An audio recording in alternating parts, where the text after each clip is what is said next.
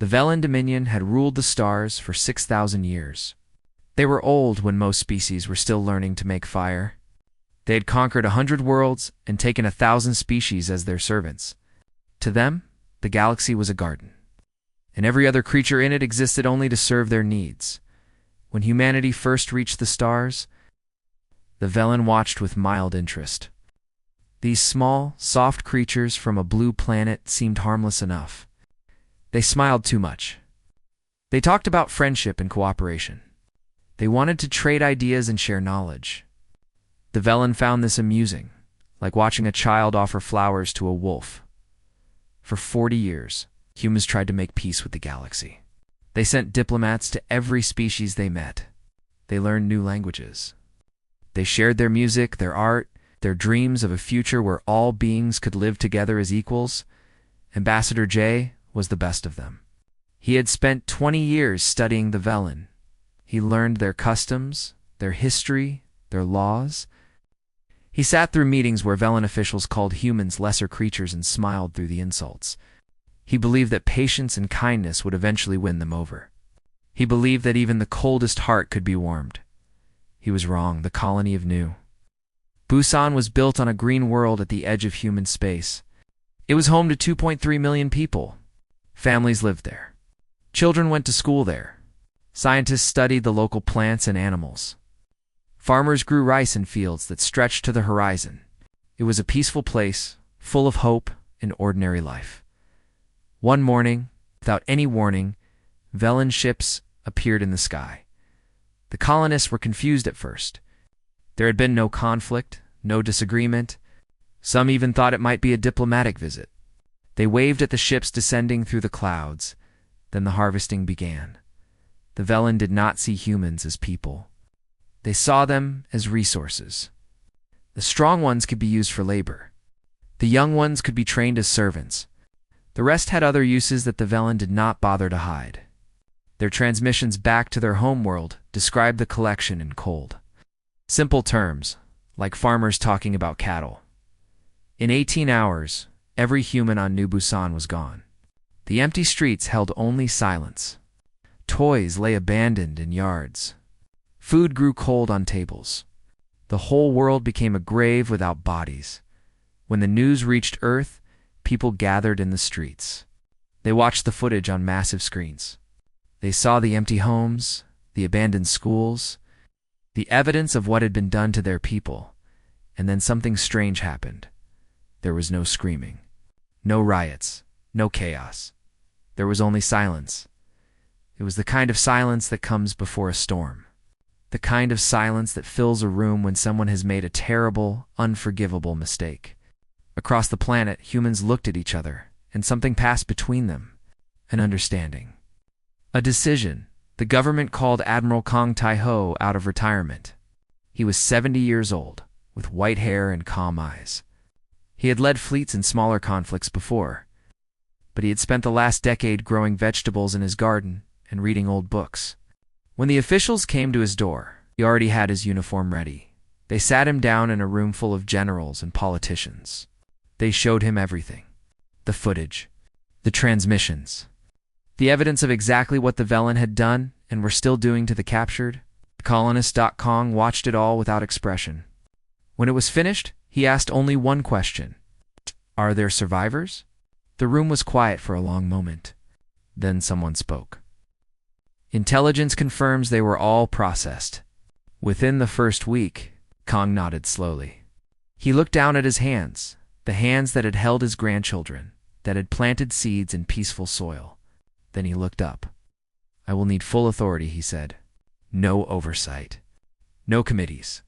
No politicians telling me what I can and cannot do. The president of the United Earth Council leaned forward. Admiral, the Velen Dominion has 6,000 years of military experience. They have fleets that outnumber ours 10 to 1. Their technology is centuries ahead of ours. What exactly do you plan to do? Kong stood up slowly. He walked to the window and looked out at the city below. Millions of people going about their lives. Children walking to school. Couples holding hands. All of them trusting that someone would keep them safe. The Velen have made a mistake, he said quietly. They think they know what war is.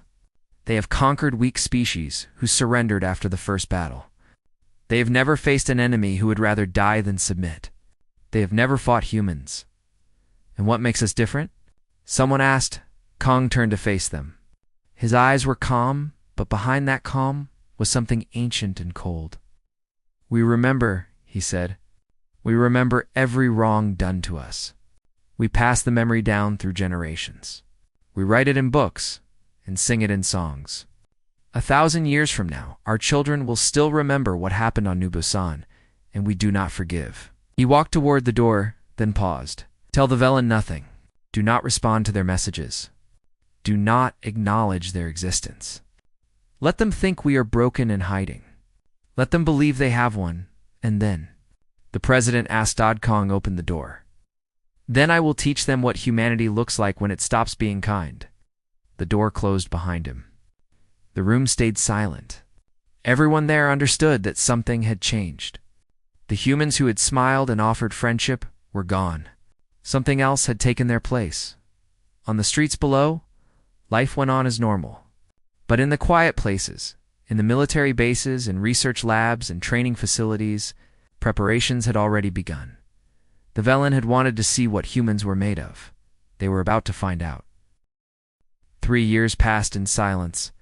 The galaxy watched humanity with a mixture of pity and amusement.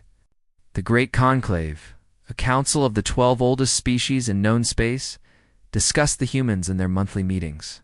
They spoke of the tragedy of New Busan as an unfortunate but predictable event. Young species always learned their place eventually. Some learned through diplomacy. Others learned through pain. The humans, it seemed, had learned through complete destruction. The Velen Dominion barely thought about Earth at all. To them, the harvest of New Busan was just another collection, no different from 100 others. Prime Keleth, the ancient leader of the Dominion, mentioned it once in a speech about the proper order of the galaxy. Weak species existed to serve strong ones. This was the natural law. The humans had simply been shown their place. But behind Earth's closed borders, something was happening. Yuna had been a university professor before the war. She taught history and languages, and she had a gift for understanding how other cultures thought. 3 days after New Busan, she was recruited into military intelligence. Her job was simple: learn everything about the Velen. For 3 years, she barely slept. She hacked into Velen networks using methods they had never seen before.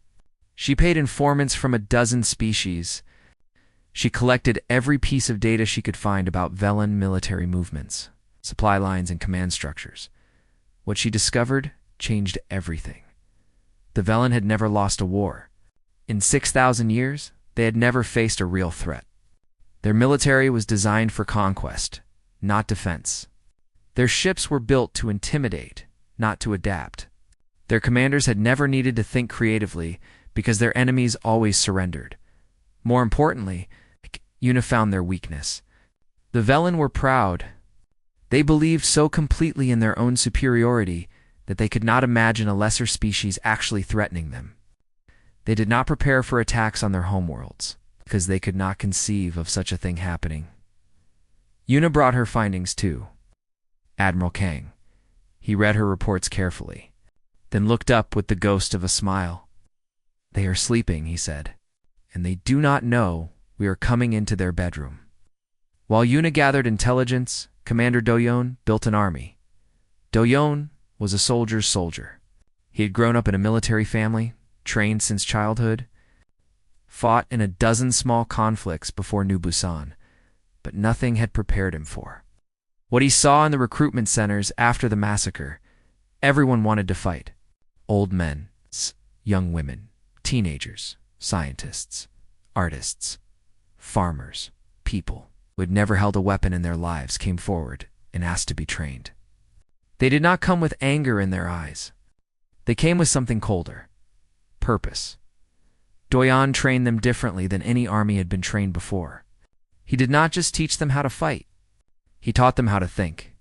Every soldier learned Velen anatomy, their reaction times, their fear responses.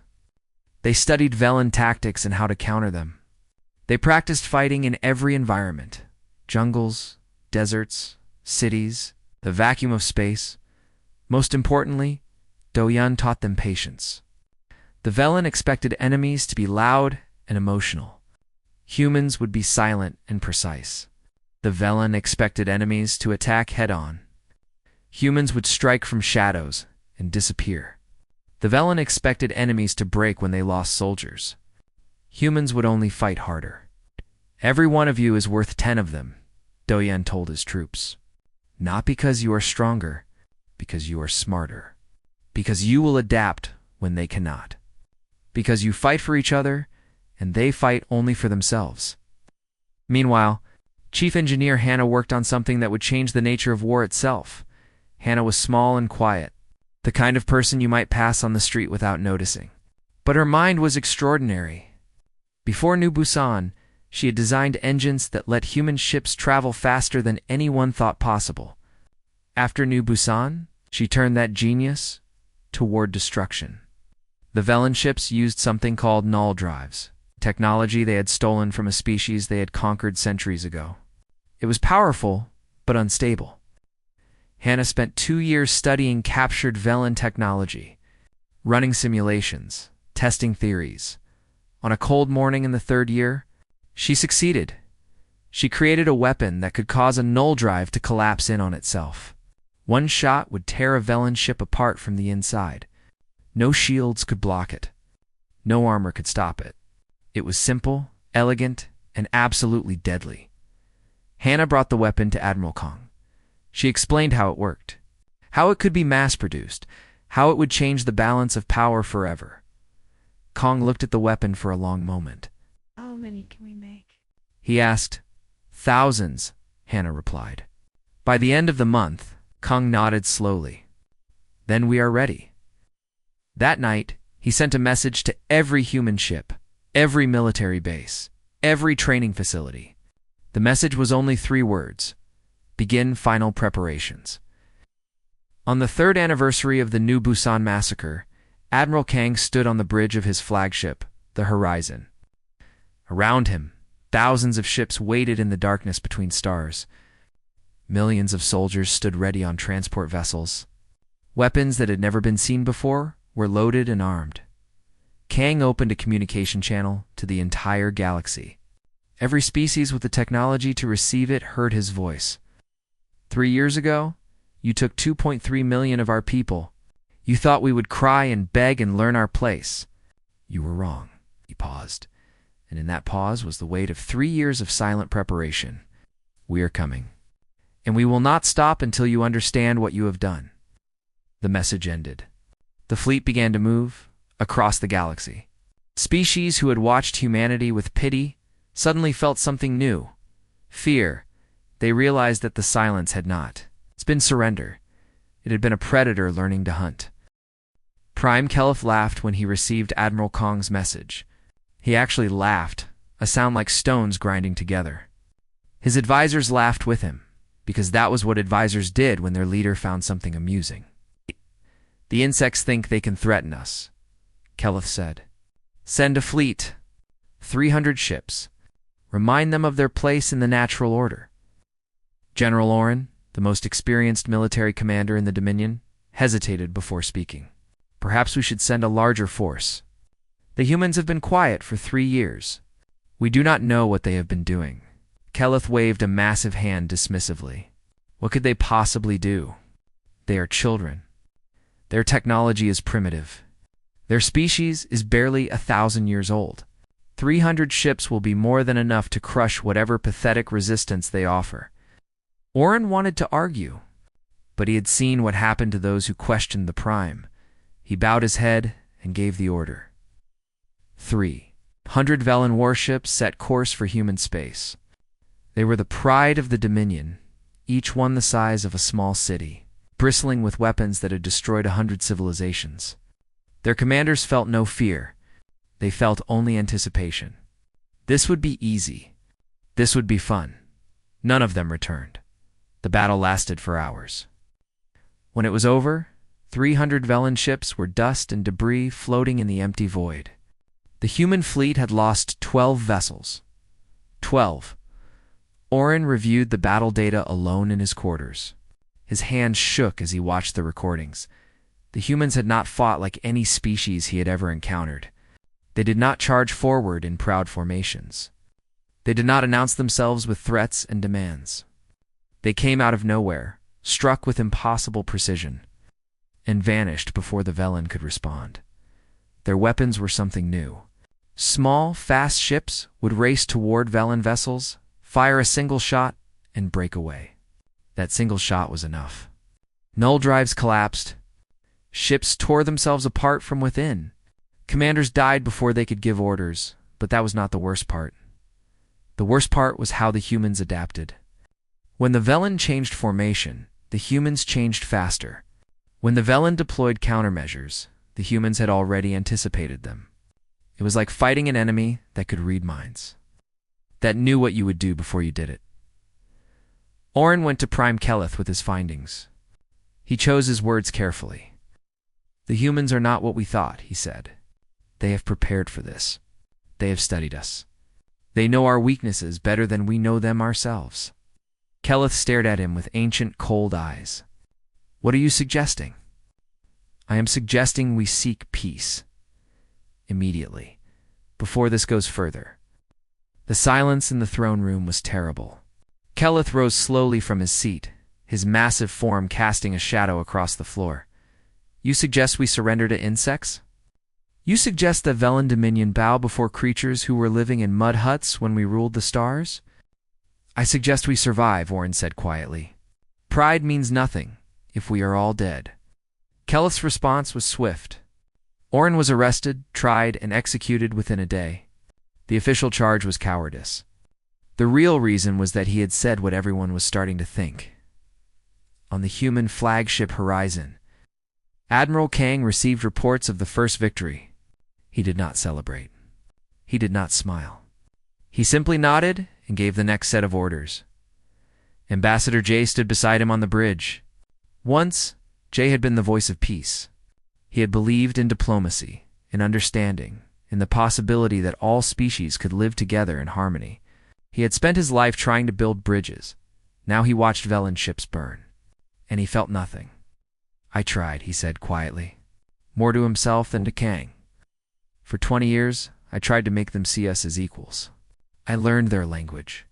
I followed their customs. I smiled when they insulted me. I thought if I was patient enough, kind enough, they would eventually accept us." Kong nodded slowly. "You did everything a good man could do. It was not enough." Jay's voice was hollow. "They never saw me as a person. They saw me as a clever animal performing tricks.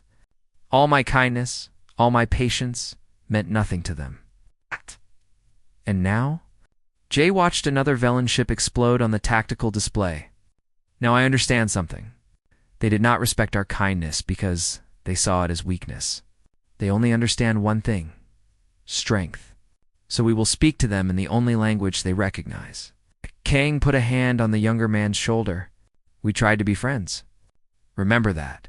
This is not what we wanted." Jay agreed. "But it is what they demanded."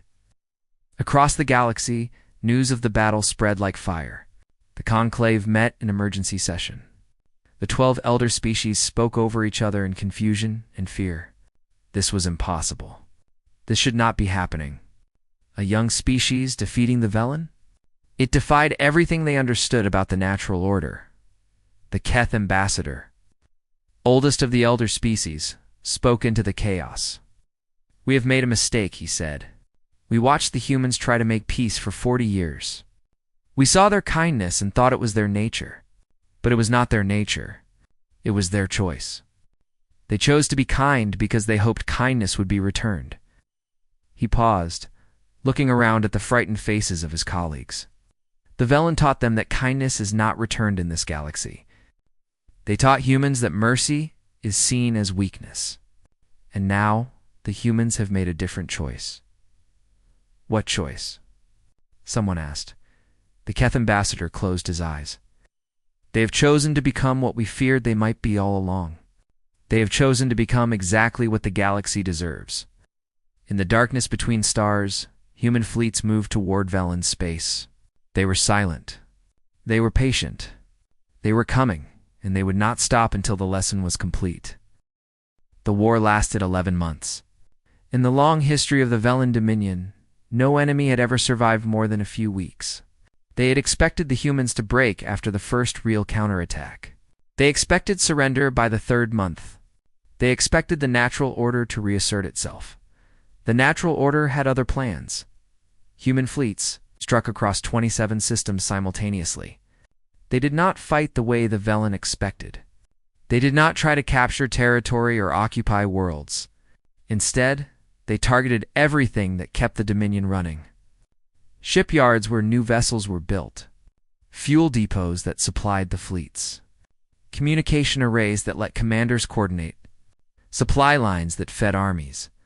The Velen were used to slow, grinding wars of attrition. They had resources that could outlast any opponent, but humans did not play that game.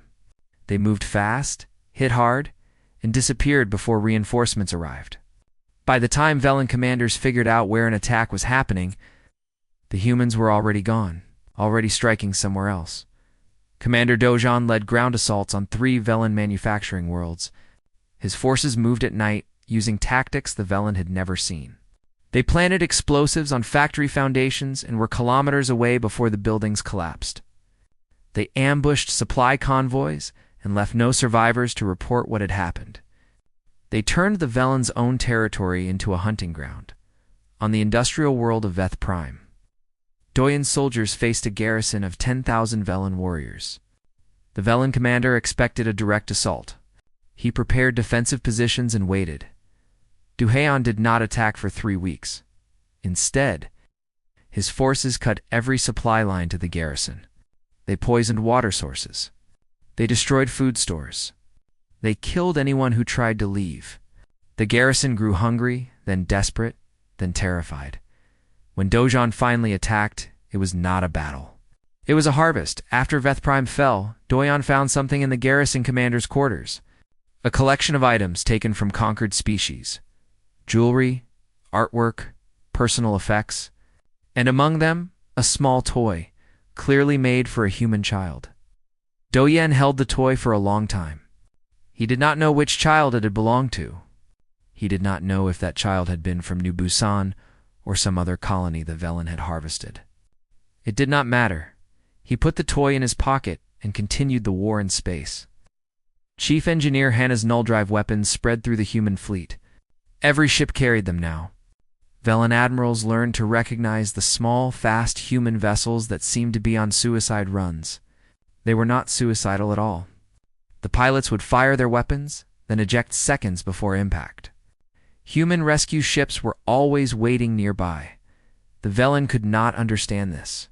Their own soldiers were expendable. Their commanders saw casualties as acceptable losses. But humans risked entire operations to save single pilots.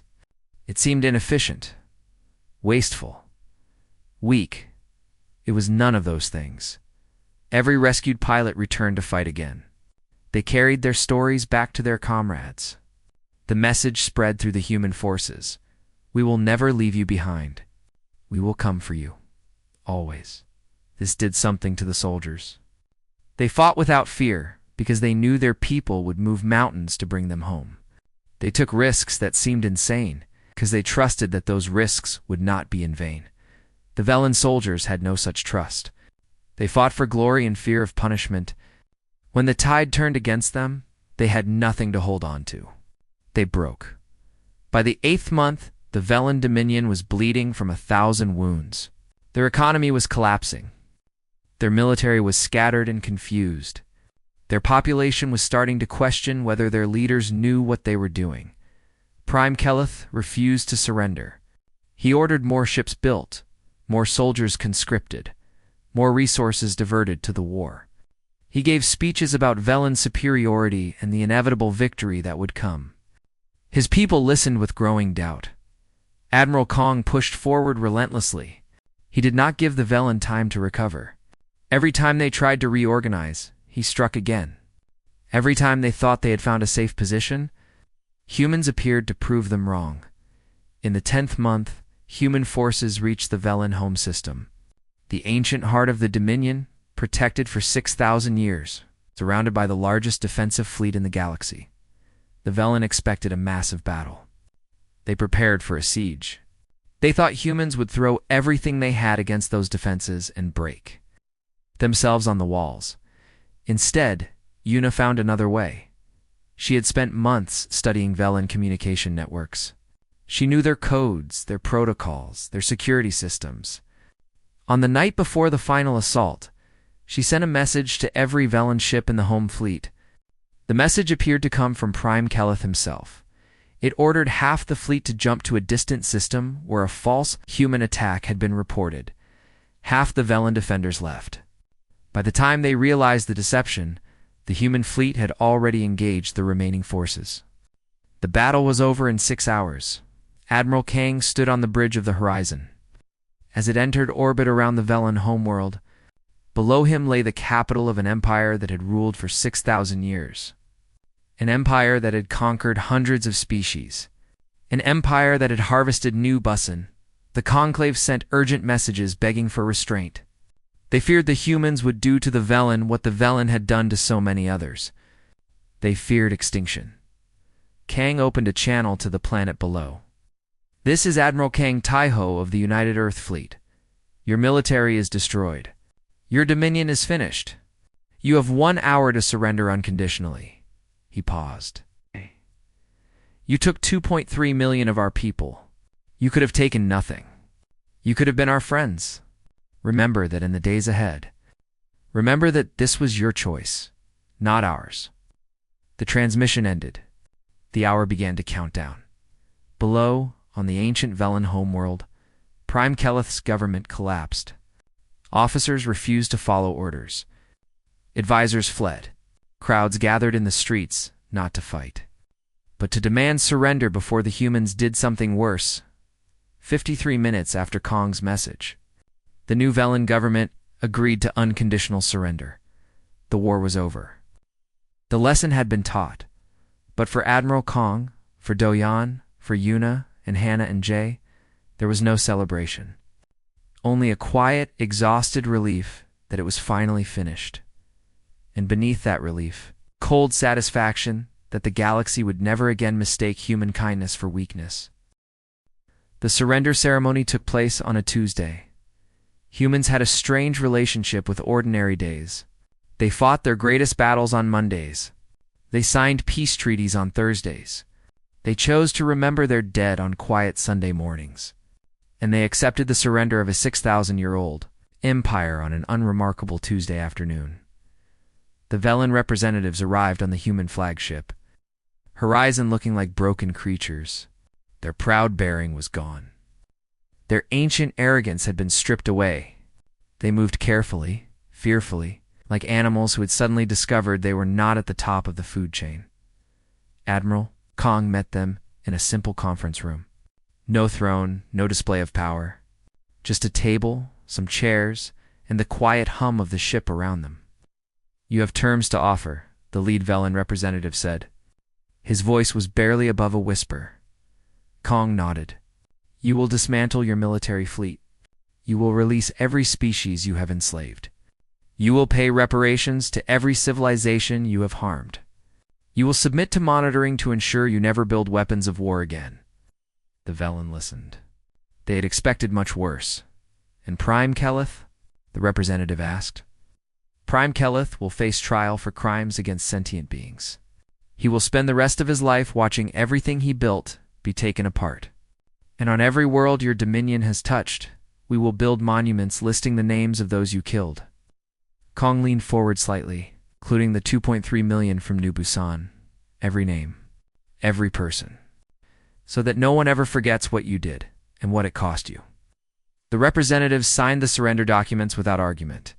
There was nothing left to argue about. Prime Keleth was found 3 weeks later. He had fled to a hidden station at the edge of known space, surrounded by a small group of loyal guards. Yuna had tracked him there within days, but Admiral Kong wanted to wait. Let him think he was safe. Let him hope he might escape. Then Commander Do-Yan's forces breached the station. When Do-Yan entered Keleth's chambers, The ancient Velen was confused, angry, even now. He could not fully understand what had happened. He demanded to know what the humans wanted. Territory. Resources? Revenge? Do-Yan looked at him for a long moment. In his pocket, he could feel the weight of the small toy he had found on Veth Prime, a toy that had belonged to a child who would never grow up. "We want you to remember New Busan," Do-Yan said. "We want you to remember what happens when you hurt our people. We want every species in this galaxy to look at you and understand the price of cruelty." "You are just animals," Keleth spat. "You think this changes what you are?" Do-Yan shook his head slowly. "No. We are exactly what we have always been. You just never bothered to look closely enough to see it." Keleth was brought to trial. The Conclave watched. The galaxy watched. Species who had suffered under the Velen for centuries watched with something like hope. He was not executed. Humans did not believe in giving their enemies an easy end. Instead, he was sentenced to live, to watch every part of his dominion be dismantled, to see the monuments rise on world after world, carved with names he had never thought worth remembering, to spend his remaining years knowing that his legacy was not conquest, but warning. Ambassador J returned to diplomacy. But everything was different now. When he entered negotiating rooms, other species stood. When he spoke, they listened. Not because they respected his kindness, though he was still kind. Not because they admired his patience, though he was still patient. They respected him because they knew what his kindness had been holding back in the years that followed. Jay worked to build the peace he had always dreamed of. Trade agreements. Cultural exchanges. Scientific cooperation. All the things humans had tried to offer before New Busan, but now those offers were received differently. Now everyone understood that the hand extended in friendship was the same hand that had crushed the Velen Dominion in 11 months. Admiral Ang retired again. He returned to his garden and his books. He grew vegetables. He watched his grandchildren play. He tried not to think about the war. A journalist came to interview him once, years later. She asked how he felt about what he had done. Kong was quiet for a long time. He looked at the flowers in his garden, at the peaceful sky above. "I wish they had let us be friends," he said finally. "We would have been good friends. We tried so hard to be. We offered everything we had to give. But they saw our kindness as weakness. They could not imagine that we were being gentle because we chose to be, not because we had to be." He paused. "I wish the lesson had not been necessary." The Conclave drafted new laws. No elder species would prey on younger ones. No colony would be designated a resource zone. No harvest would ever happen again. Violations would be met with unified galactic response. Everyone understood the unspoken addition to that law. If the Conclave did not enforce it, the humans would. And humans, as the galaxy now knew, did not stop until the lesson was complete. 50 years after the war. Chief Engineer Hannah stood on the rebuilt world of New Busan. She was old now, her hair white, her hands weathered by time, but her eyes were still sharp, still clever. The colony had been turned into a memorial garden. Where streets had once run, paths now wound between trees. 2.3 million trees, one for each soul taken. Each tree had a name carved into a small stone at its base. Each tree was tended with care. A young Velen diplomat approached her nervously. His generation had grown up with the stories of the war. They were different from their ancestors, quieter, more humble. They had learned what pride could cost. "I came to pay respects," he said, "and to ask, do humans still hate us?" Hannah looked at the trees around her. The wind moved through their branches, a gentle sound like distant whispers. "We never hated you," she said. "Hate requires thinking of someone as an equal. Your ancestors did not see us that way, so we could not hate them. We simply corrected a misunderstanding, and now..." She turned to look at him. He was young, uncertain, carrying the weight of his species' history on his shoulders. "Now we can be friends," she said, and there was warmth in her voice. Genuine warmth. "That is all we ever wanted. We tried to tell your ancestors that, but they would not listen." Perhaps your generation will. The Velen bowed deeply. I will try, he said. I promise I will try. Hannah nodded. Then you have already done more than they ever did. He left quietly. Hannah stayed among the trees until sunset, watching the light filter through the leaves. Listening to the wind carry sounds that might have been voices, the galaxy had learned its lesson. Humanity. Hoped it would never need to teach another, but if it did, they would be ready. They would always be ready, because that was what humans did. They remembered, they prepared. They extended hands in friendship for as long as friendship was possible. And when friendship was refused, when cruelty was chosen instead, they showed the galaxy what they truly were. Not conquerors, not monsters. Just a species that had learned long ago that kindness without strength was an invitation to be destroyed. And strength without kindness was what they fought. Against, they would be kind first, always, but they would never be weak again, never again.